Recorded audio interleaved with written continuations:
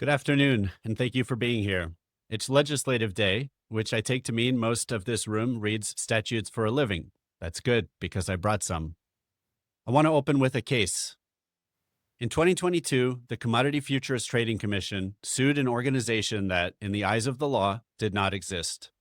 Uki DAO had no certificate of formation, no registered agent, no officers, and no address. It was software plus a global community of token holders. The CFTC's theory was that this collection of people amounted to an unincorporated association, which meant it could be sued and its members could be held liable.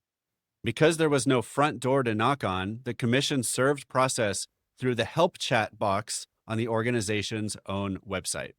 Think about who was on the other end of the chat box. Not executives, not directors.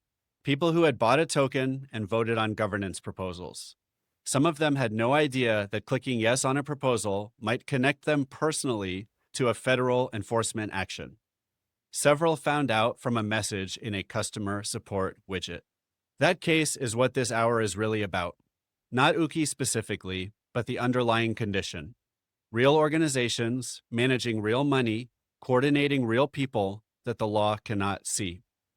What happens to those organizations and what happens to the people inside them, and what good legislation does about it. And we will come back to how the Uki story ends. My name is Adam Miller. I went to MIT, grew up professionally alongside the early internet, and spent years building software and companies. In 2021, I took the most interesting assignment of my career, helping the Republic of the Marshall Islands, a sovereign Pacific nation, design a legal framework for decentralized organizations. I've since helped write laws and a regulatory framework that have passed there, and I'm the CEO of MyDAO, the registered agent for the entities formed under that framework. Hundreds of entities have been registered through it since, which means my team and I have watched this problem from the inside at production scale for 5 years. 2 disclaimers this room will appreciate. First, I'm not a lawyer, and nothing today is legal advice. Second, I have an obvious commercial interest in one of the jurisdiction on today's map. I'll flag it when we get there, and I'll give you the case against it along with the case for it. Here's the route. First, we level set on what a DAO is in the terms that matter legally. Then the liability problem precisely, with case names and docket dates, because the real posture is sharper than most of the summaries you see online. Then the 5 design problems any DAO statute has to solve, with actual statutory language on screen.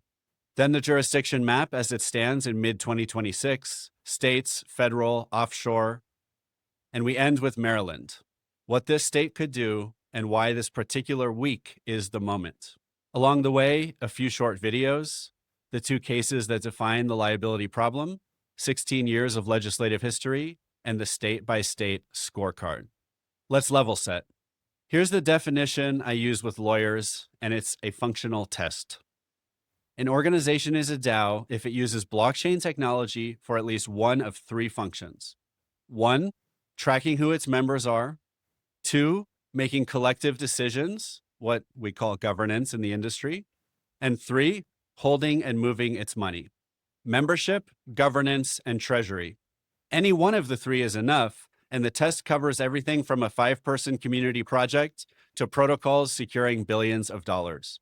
It also covers for-profits, nonprofits, investment clubs, grant programs, and things that don't map to any traditional category. The technology is the common thread, not the purpose of the organizations. In practice, these organizations are protocol stewards, charitable funds, professional guilds, community associations, investment vehicles, and traditional companies. Any purpose that people form organizations for today, someone is now pursuing with this new technology and structure. So let's translate each of these pillars into the traditional world. Membership. A traditional company knows who its owners are because a document says so. Stock certificates, a shareholder registry, or a transfer agent. A DAO's membership is a token balance. Whoever holds the governance token is a member, and the ledger updates itself with every transaction. There is no paper registry to subpoena because the ledger is the registry, and it's public. Governance. A traditional organization decides through board meetings and proxy ballots. A DAO decides through proposals posted to its members and votes counted by code in public with a permanent time-stamped record on the blockchain. And I want to be precise about one thing. The vote is not advisory.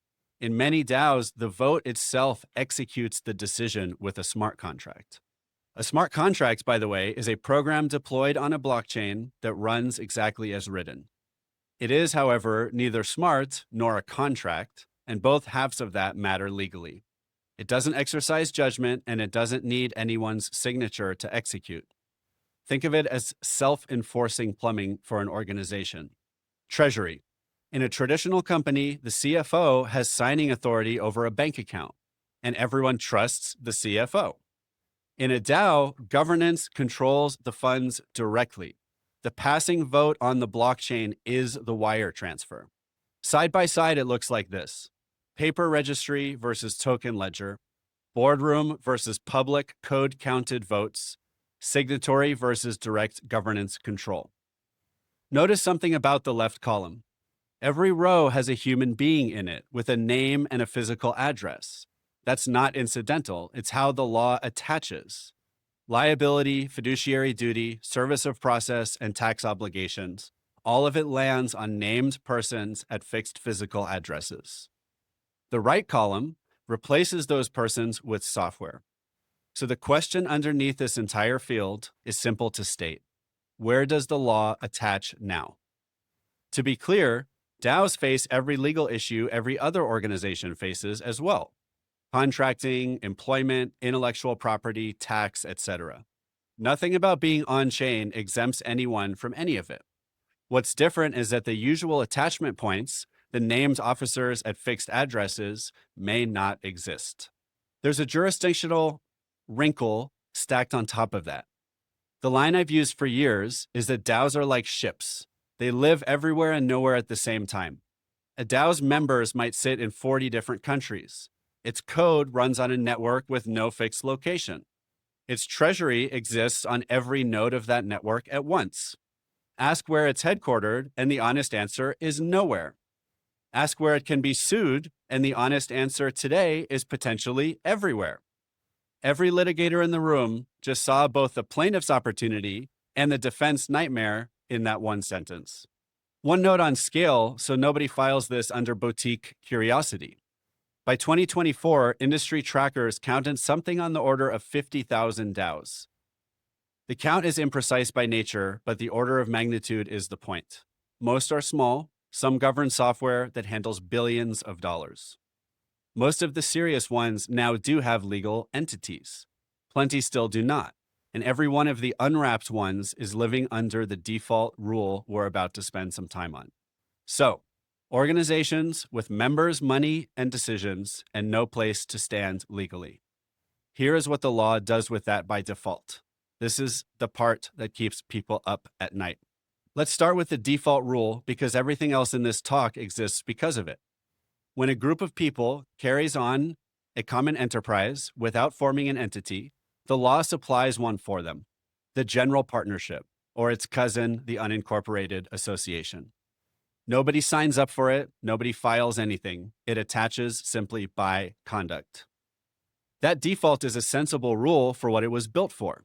Two people running a business on a handshake, each able to watch the other. It was never built for 10,000 pseudonymous participants who have never met, joining by buying a token on an exchange. The mismatch between the rule's assumptions and this structure is the whole problem we're here to address. And the signature feature of a general partnership is joint and several liability. Every partner can be pursued for the entire obligation or liability of the enterprise, not just a proportional share. If the organization owes $10 million, a plaintiff can collect all $10 million from whichever member has the deepest pockets, and leave that member to try to seek contributions from pseudonymous co-members scattered across dozens of countries. Good luck with that. For a DAO participant, that means the downside is not just your tokens, it's your house and your car. For years, the industry treated this as a law review hypothetical. Then it got real, twice in the same federal district. You know how the Uki story begins because I opened with it. You're about to see how it ended and the case that picked up exactly where it left off. Let's roll it. There are two ways the law learns what an organization is. A legislature decides in advance, or a court decides after something goes wrong. For decentralized organizations, the courts went first. The default rule, run an enterprise together without forming an entity, and the law supplies one, a general partnership. Joint and several liability. Any member can be pursued for everything. In 2022, the Commodity Futures Trading Commission sued Uki DAO, an organization made of code and the scattered holders of its token. The theory, an unincorporated association, something the law could finally reach. No registered agent, no headquarters, no front door. So the regulator served the lawsuit through the one channel certain to be answered: the help desk chat window on the organization's own website. No defense ever appeared. On June 8, 2023, a federal court entered a default judgment, a civil penalty of $643,542, permanent trading and registration bans, and the website ordered shut down. The first time a court held a DAO can be sued, fined, and shut down as an entity. Also an asterisk. No adversary ever tested the theory. Foundational, yes. Battle-tested, no. The adversaries arrived in Case 2. December 2023, the same district. An investor who bought Lido DAO's governance token and lost money filed a class action. The claim, an unregistered security. The landmark is who else he sued, not just the organization, but its prominent participants. The theory? Lido DAO is a general partnership under California law. Its governance participants, general partners. November 18, 2024, the order cut both ways. Half 1. A DAO can be a general partnership under California law. Paradigm, Andreessen Horowitz, Dragonfly, Dolphin CL, all four kept in the case to face that theory. Half 2 protects. Robot Ventures, alleged only to have bought and held tokens, was dismissed. Merely holding a governance token is not partnership. The courts test the capacity to meaningfully participate in management. That theory's first merits test arrives later this year, but the line the courts are drawing is already legible. Passive holding is not partnership. Meaningful participation is exposure. 2 cases, 1 condition. Organizations the law could not see, so courtrooms saw them the only way courtrooms can, as defendants. Sued into existence. There is a calmer way to teach the law to see something new. Someone writes it down.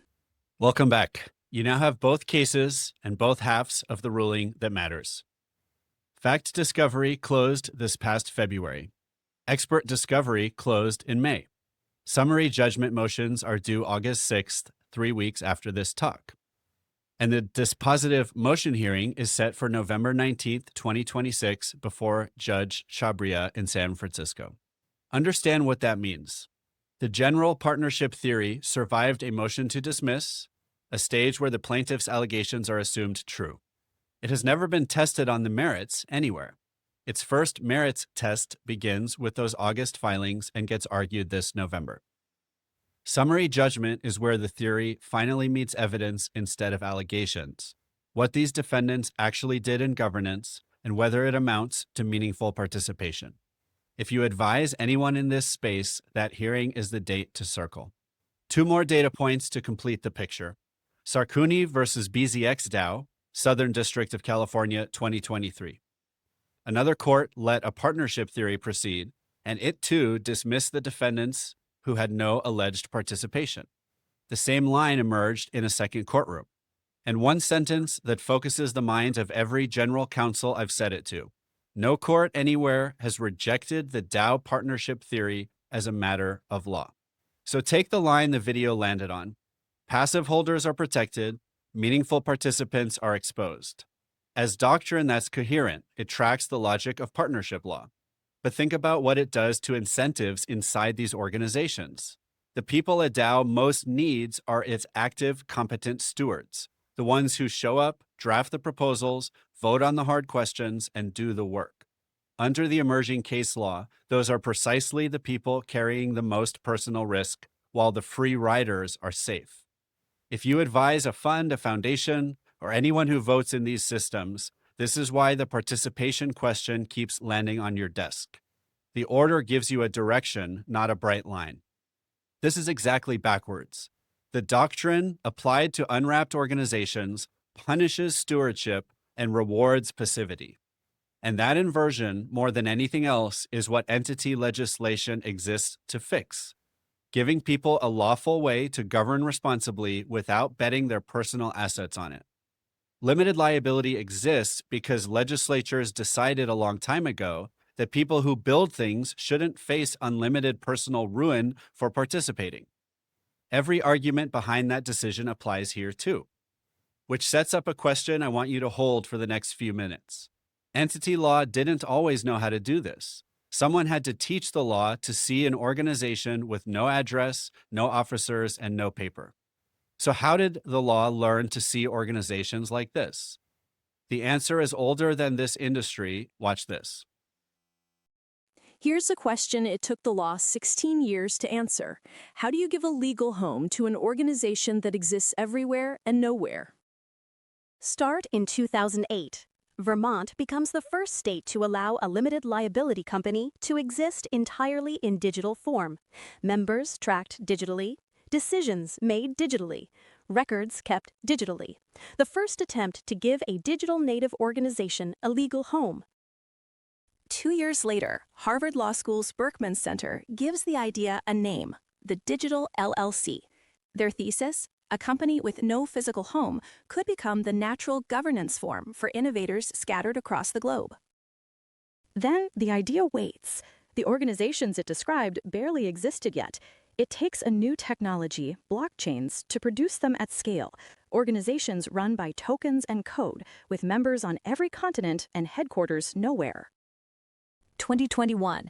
Wyoming becomes the first U.S. state to recognize the DAO LLC, and the filings prove the demand is real. But every state statute lives inside one country's federal system, and most of these organizations are global by birth. The same year, on the other side of the Pacific, a sovereign nation takes notice. The Republic of the Marshall Islands has spent 5 decades giving legal homes to things that live everywhere and nowhere. It runs one of the largest ship registries on Earth. In 2021, it passes the first law in the world authorizing a nonprofit DAO LLC. Membership tracked by tokens, management by smart contract, blockchain records recognized as official records. 2022, the DAO Act. For-profit entities join the framework, giving it comprehensive statutory force, and the world's first nonprofit DAO LLC is registered under it. 2023, the amendment. A governance token with no economic rights is, by statute, not a security. A question that costs a legal memo everywhere else is answered in the law itself. 2024, the regulations. Beneficial ownership checks aligned with global standards, and registration in under 30 days. The paper era of corporate filings ends. By 2026, the same jurisdiction goes further. A digitally native US dollar sovereign bond, USDM1, launched on blockchain. Legal entities on-chain, and now sovereign finance on-chain. The stack is complete. Step back and read the whole arc. An idea Vermont attempted, Harvard articulated, Wyoming popularized, and the Marshall Islands made sovereign. No single stroke of genius. 4 legislatures, each solving the piece in front of it.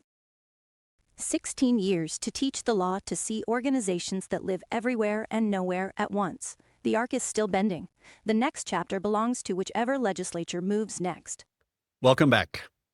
16 years, from a Vermont statute to a sovereign framework.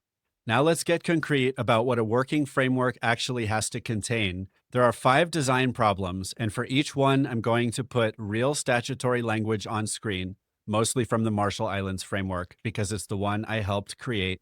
The point is not that every legislature should copy this text. The point is that any statute that skips one of these 5 problems will fail the organizations it was written for. Problem 1. Membership without a name and physical address registry. Traditional entity law assumes you can produce a list of members' names and addresses. A DAO's membership is a token balance that changes block by block, and most members never disclose a legal name to anyone. The Marshall Islands answer is to define membership mathematically. Under the law, unless an organization's documents say otherwise, your membership interest is your governance tokens divided by the total outstanding at the time of the vote. If members don't hold tokens, it defaults to one member, one vote.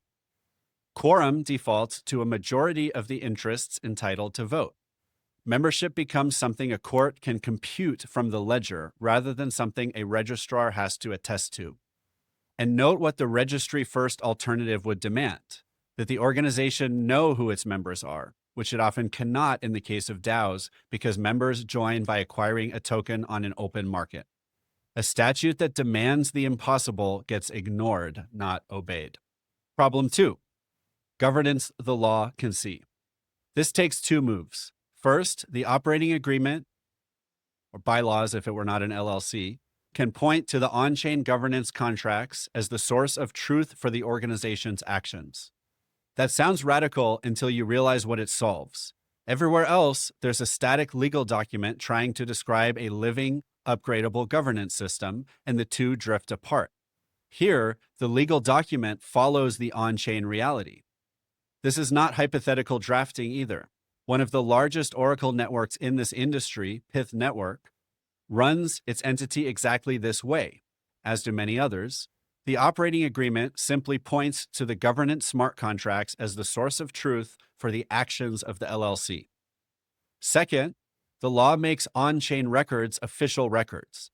No separate minute books are required when the organization's actions, votes, and transactions are recorded on a distributed ledger, a blockchain, with human-readable explanations publicly available. A requirement that a record be in writing is satisfied by the blockchain record. A signature requirement is satisfied by a cryptographic signature.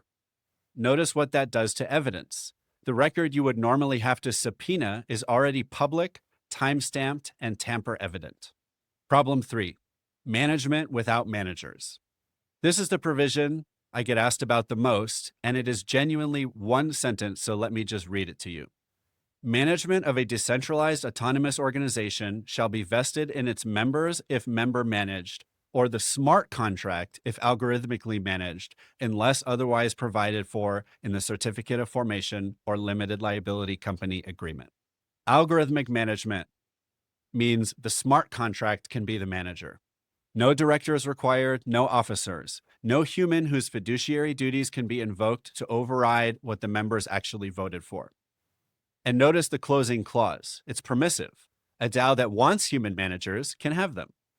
The statute accommodates the organization's governance. It doesn't impose its own. Hold on to that fiduciary point because it becomes the dividing line offshore. In the traditional foundation structures, the required directors can lawfully decline to execute what the members voted for. Under this clause, in the Marshall Islands, there is no such intermediary unless the organization chooses to have one.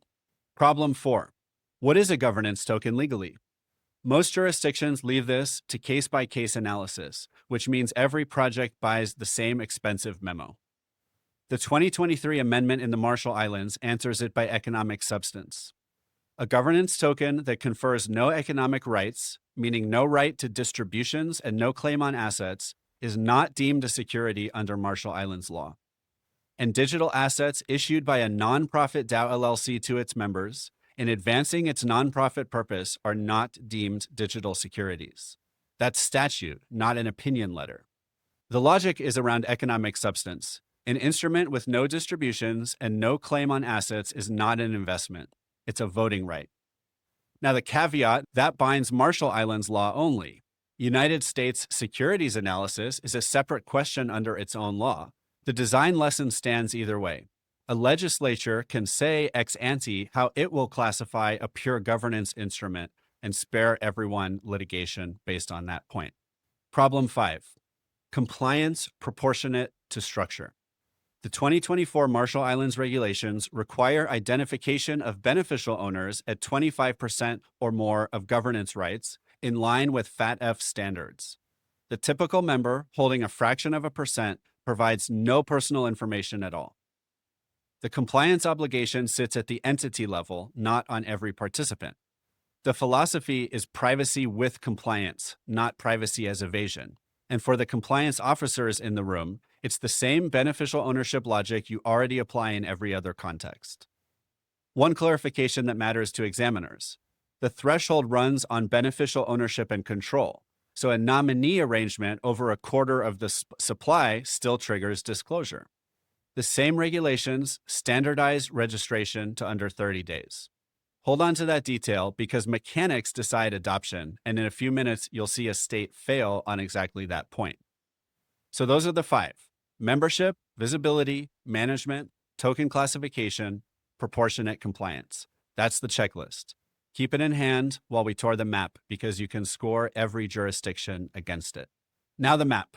We'll take it in 2 passes. First, the scoreboard. What is passed, state and federal in the United States, and what's actually used. Then I'll come back for the part a scoreboard cannot show: what legal certainty costs and what it buys. Let's roll it. Where in the United States can a decentralized organization get a legal home? 7 states have an answer on the books. 8 statutes, 1 state wrote 2. The scoreboard has 2 columns: what passed and what gets used.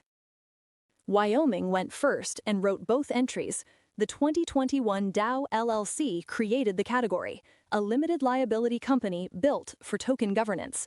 Filings came in volume. Real usage stayed thin. So in 2024, Wyoming tried again. The DUNA, a decentralized, unincorporated nonprofit association. Nonprofit only. At least 100 members. Drafted by industry lawyers for protocol governance. Effective July 2024. And the model moved. On April 2nd, 2026, Alabama and West Virginia signed DUNA Acts the same day. A 1-state experiment became a 3-state model in under 2 years. Both too new for adoption. The signal is the spread. Elsewhere, the ink outran the use. Tennessee and Utah entity statutes with little visible adoption. Vermont's blockchain-based LLC dates to 2018 and stayed niche. New Hampshire is the cautionary tale. Its Dow Act has been effective since July 2025. The registry the statute depends on was never built, so 0 registrations are possible. A statute without a working registry registers nothing. Virginia has tried twice. The 2025 bill passed both chambers and was converted into a study. The 2026 bill passed the House 59-37, then stalled in the Senate, continued to 2027. The headline said, "First Dow Law." It was 1 chamber, 0 for 2. Now read the second column. Across 8 statutes, the named notable adopters are a handful of organizations, nearly all under 1 Wyoming statute. Passing the statute has been the easy part. Can Washington settle it? Genius is law since July 2025. Stablecoins, not entities. Clarity, the market structure bill, passed the House. As of this recording, it is not law. Read it either way. It allocates jurisdiction between the SEC and the CFTC. It creates no DAO entity, and it cures no partnership liability. The most useful federal document is smaller. The March 2026 Joint SEC and CFTC Token Taxonomy. Governance rights do not by themselves make a token a security, an interpretation, not a statute, but a signal. Which leaves the state capitals holding the pen. Entity law is state work. 7 states have written an answer. The open question is who writes one that gets used. Welcome back. So that's what's on the books. Here's what using it looks like. In September 2025, Uniswap Governance became the largest DAO to adopt the Wyoming DUNA. They call it their DUNI. 10 months in, it teaches 2 lessons at once. Lesson 1 is that it works. DUNI exists, has a professional administrator, files with the IRS, and it unlocked the biggest governance action in Uniswap's history, the fee switch, turning on protocol fees, which passed at the end of 2025 and is live today. That action has been legally blocked for years beforehand for want of an entity. The wrapper made it possible. Lesson 2, it costs real money, and the details are exactly what this room should ask about. Despite the word nonprofit in the name, a DUNA is not tax exempt. DUNI, the Uniswap entity, elected corporate taxation and files a Form 1120. Wrapping an existing DAO surfaced back tax liability, and DUNI actually paid prior year taxes, interest, and penalties as calculated by the IRS. It set aside $16.5 million for taxes and legal defense, and its private letter ruling is still pending. And note what hasn't happened yet. No court has tested the DUNA's liability shield. So the honest onshore summary is this: legal certainty is available in the United States, and it is not free. Let's go offshore by use case, because that's how the decisions actually get made. Cayman foundations have been the institutional choice for some time. There's a mature legal ecosystem trusted by institutional counterparties, and it's expensive. Expect $15,000 to $50,000 to set up and $10,000 to $40,000 a year to maintain, sometimes in the hundreds of thousands, depending on complexity. The structural tension is the required directors. A Cayman Foundation requires directors with fiduciary duties, which means when the community votes, the directors can decline to execute. Switzerland is the prestige choice, home of the foundational layer 1 protocols like Ethereum. Boards are required, and a live debate since mid-2025 about whether the foundation era is over. A prominent U.S. venture firm argued that it is. The Swiss legal community pushed back in writing. If a project wants Swiss institutional standing and accepts having a board, it still delivers. ADGM in Abu Dhabi is the fastest growing new option. English common law, a purpose-built DLT foundations regime, and real names on the registry, most recently the Avalanche Foundation this past December. It also requires a governance board, so it is not managerless, and the framework is young and still being amended. It is serious and it's priced competitively. And the Marshall Islands, purpose-built. The statute stack built layer by layer from 2021 through 2024, the only framework whose statutory design assumed token membership and algorithmic management from the start, and the one running at production scale. This is the jurisdiction my company has a stake in, so here is the case against it stated plainly. The framework is newer than Cayman or Switzerland, and newer means a smaller ecosystem. A handful of local law firms know the statute well, a dozen or so global ones alongside them, and it's a similar story for management, accounting, and nominee provider services. For the projects that want them, as nominees in particular are optional and never required. Newer also means extra effort with counterparties. When a bank runs KYB, or an exchange or an investor runs due diligence, the framework doesn't fail the review. In fact, it almost always passes. It just isn't the jurisdiction the reviewers have seen 100 times before, so the conversation starts with education. Real effort, not a wall, and worth budgeting for. So if your client needs institutional directors and 40 years of Cayman precedent, Cayman earns its fees. If your client needs governance without managers under a statute written exactly for that at production scale, that's what we built in the Marshall Islands. In the end, the use case decides. Which brings us home. This section is why I wanted a slot during the legislative day.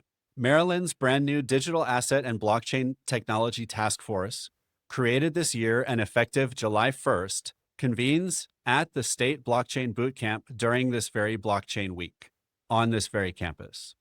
Its report is due October 1st of 2027. It has 4 working groups, including one named Legislation, and the Office of Financial Regulation staffs it. Its charge includes studying how peer states regulate this technology and what Maryland should adopt. If you wanted the machinery for a state to decide what it thinks about this technology, Maryland just built and launched it, and it is meeting down the hall. And Maryland has shown appetite. Look at this year's package: a stablecoin act that makes OFR the state's stablecoin regulator, with regulations modeled on the federal Genius standards effective January 2027. Notice the speed. Federal law passed in July of 2025, and Maryland had its implementing statute signed within a year. The state moves fast when a model exists. Add the blockchain property records study, the money transmission monetization, and the kiosk consumer protections that started in 2025, and you have a legislature in Maryland that is engaging seriously with this technology. Maryland has long regulated crypto's consumer touchpoints through the money transmission framework, with a consumer protection and enforcement lean. The 2026 session pivoted that posture towards structured study and implementation. That is exactly the trajectory you want to see in place before proposing entity law. Now look at the last line on the slide. Entity law, there is none. No Maryland statute defines, authorizes, or recognizes a DAO as a legal entity. Maryland is absent from every 50-state survey of DAO law. Nobody's DAO can be domiciled in this state today. And here's the sharper edge, connecting back to earlier in the talk. A Marylander who votes in an unwrapped DAO carries the same theoretical exposure as the Lido defendants, general partnership by conduct, and there is nothing in the Maryland Code offering an alternative. Here's why I read that as an opportunity rather than an indictment. Look at the neighborhood.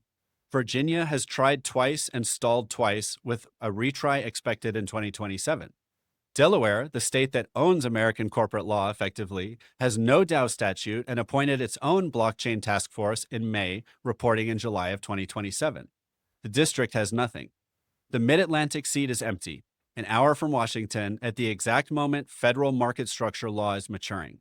A deliberate mover with a working statute in 2027 or 2028 takes the leading seat. And the timing compounds. Genius is being implemented in the states right now, with Maryland among the early movers. If federal market structure law lands in any form, the question of where these organizations should legally live gets asked immediately afterwards by well-funded organizations with counsel. Somebody in this region is going to have the answer on the books. So here is my concrete ask, matched to the actual people in this room. Put DAO entity law on the task force legislation working group agenda this cycle so the October 2027 report can recommend a bill for the 2027 or 2028 session. If you're a regulator, OFR staffs the task force, and the question deserves a proper study with the adoption data on the table. If you advocate for a living, the working group is the vehicle and the window is open now, while Virginia is stalled. If you're in-house counsel or C-suite, bring the use case to the group. Task forces run on concrete examples from organizations that would actually domicile here, hire here, and bank here. Let me also preempt the reasonable objection. No, Maryland does not have to invent anything completely new. The study can start from the 7 states' statutory texts, the 3-state DUNA models, New Hampshire's registry failure, and DUNY's public tax record, as well as what we've done in the Marshall Islands. For a question this new, the evidence file is unusually complete. And because people in this room will actually draft or review, let me close the section with copy and avoid. Copy the DUNA's simplicity and its member liability shield. It's a 3-state model now, and the drafting is there to borrow. Copy the Marshall Islands management clause. Codify the line that courts are groping towards. Put the passive holder protection into statute ex ante instead of leaving it to case by case, and learn DUNY's tax lesson. Say what the entity is for tax purposes on the face of the framework, because an entity with nonprofit in its name filing a Form 1120 surprises people, and surprises like that suppress adoption. One more signal worth considering: Wyoming's own would-be users have formally asked the state for a registration mechanism for their DUNAs. The demand for working mechanics is coming from the adopters themselves. Avoid New Hampshire's mistake. Its act has been effective for a year, and registrations remain impossible because the registry was never built. The reported fixed date has now slipped to 2027. Fund the mechanics with the mandate and stand up the registration process before the effective date, not after. The adoption data is unambiguous. 8 state statutes, a handful of real entities. Statutes don't create adoption, mechanics do. One note on timing, and I offer it as encouragement. In 2026, Maryland's legislature chose a study over a deregulatory bill. The Safe Harbor bill died, the task force passed. That's the deliberate path, and deliberate is fast enough. A recommendation in the October 2027 report, a bill in the 2028 session, and the first registrations will come in before the decade turns. Virginia's experience teaches what rushing gets you: a one-chamber vote and a headline that has yet to be corrected. Maryland has the cleaner route available and the vehicle is already convened. Let me land with this. There's a slogan this industry used to love: code is law. I've spent the last 5 years helping write actual laws for code, so I'll say it as plainly as I can. Code is not law. Code has to fit into legal frameworks to be truly binding. And the people who make those frameworks are in this room. What entity legislation really does is make on-chain organizations legible. Legible to courts. Who is the defendant? What are the limits of liability? Where does service of process go? Legible to banks and counterparties. Who am I contracting with? Whose compliance program do I examine? Who signs? Who owns? Who answers? Remember the people on the other end of Uki's help chat box. They weren't hiding. They were members of a form of organization the law had not yet learned to see, and they took the full weight of that gap personally. Years of legislation later, the law knows how to see these organizations. Whether it sees them in Maryland is a choice, and it belongs to the people in this room. Circle November 19th. When the Lido summary judgment arguments are heard this fall, one of two things happens. Either the partnership theory advances, which I think is likely, and the personal risk of every unwrapped participant in America sharpens overnight. Or the courts narrow it and the map still decides who was protected all along. Either way, the states that already have an entity answer on the books will be glad that they do. Scan the QR code. It goes to mydao.org/guides. The free guides we publish, including the jurisdiction comparison and the incorporation guide behind much of today's material, updated as this landscape moves. My contact information is in there too. If you sit on the task force or you're drafting for someone who does, and you want the adoption data or an introduction to the people who have drafted the statutes I showed you today, that's an email I will get back to quickly. The organizations are already here. The case law is moving on its own schedule, with or without us. The drafting playbook exists and the failure modes are documented. What's missing in this region is a legislature that decides to go first, deliberately, with the mechanics funded and the lines drawn ex ante. That could be Maryland. This week, on campus, the right people are in the building.